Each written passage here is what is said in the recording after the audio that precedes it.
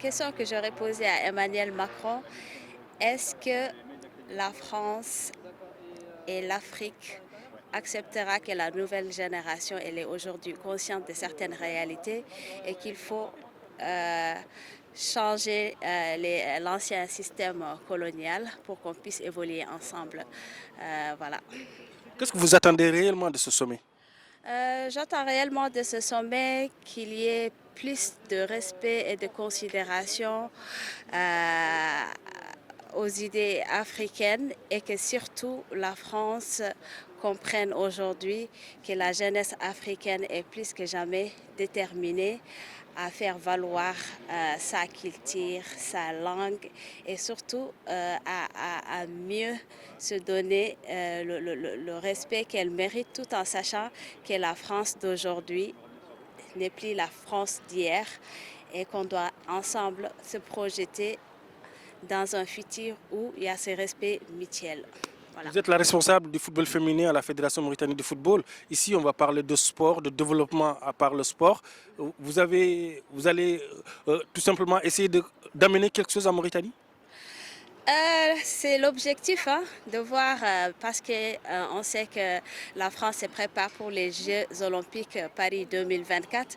Donc on a compris aujourd'hui l'importance du sport de manière générale. C'est plus que des compétitions. Le sport joue un impact incroyable dans la vie de nos jours. Elle réunit les peuples, elle permet à toutes ces communautés de travailler dans les causes en participant à des activités sportives. Ça éveille, ça conscientise. Je donne un peu l'exemple du football féminin mauritanien par rapport à aujourd'hui. Avec le football féminin, on a réussi à briser les barrières, à changer les mentalités et les stéréotypes, que c'est bien possible aussi pour la femme mauritanienne à militer pour ses causes et ses droits. Et c'est important. Alors, ce que j'attends de ce sommet, c'est d'abord de consolider cette relation France-Afrique, parce que je parle bien sûr par rapport à mon expérience. Nous, par exemple, on avait eu à mettre en place plusieurs projets, parce que j'interviens beaucoup plus sur tout ce qui concerne la participation citoyenne des jeunes.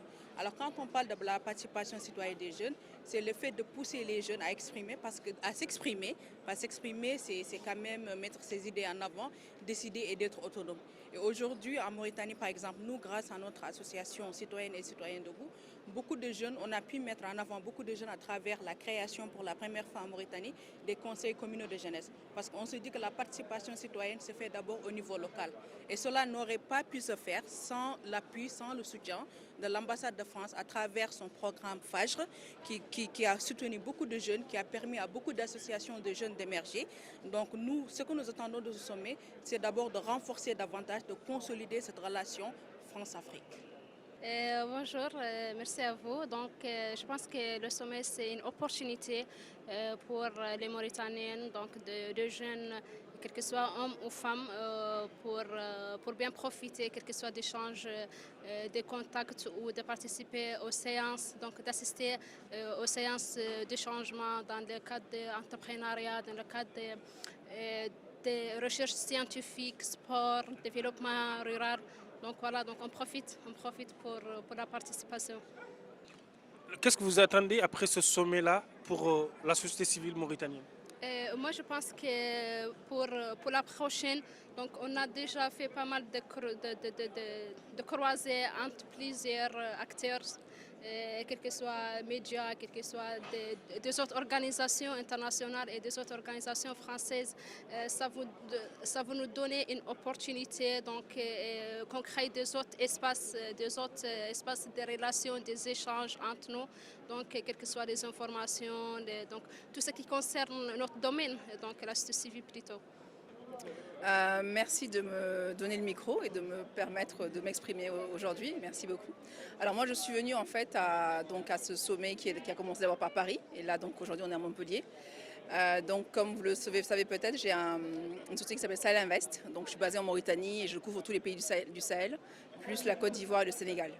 Et mon objectif c'est de lever des fonds pour pouvoir permettre aux entreprises, aux petites et moyennes entreprises africaines, donc sahéliennes, de bénéficier du financement, autres que les banques, qui sont des financements en général difficiles à avoir. Donc leur donner effectivement du capital pour pouvoir développer leurs activités. Vous avez récolté beaucoup d'argent pour l'entrepreneuriat au Sénégal, Mauritanie, Côte d'Ivoire, etc. Quelle sera la valeur ajoutée de ce sommet-là? Alors, je suis en train de le faire, donc je suis en levée de fonds. Donc, la valeur ajoutée de ce sommet, donc ça m'a permis de rencontrer des équipes, non seulement de l'AFD, de Proparco, de BPI, donc de pouvoir continuer les discussions que j'avais déjà entamées avec eux il y a quelques temps, et de également rencontrer la communauté d'entrepreneurs, donc que ce soit du Niger, du Tchad. J'ai rencontré beaucoup de jeunes Ivoiriens, de jeunes Sénégalais qui sont des porteurs de projets et qui c'est aussi une plateforme effectivement pour nous les Africains également de nous rencontrer. Donc je remercie les organisateurs pour ça. Qu'est-ce que vous attendez du discours de Macron?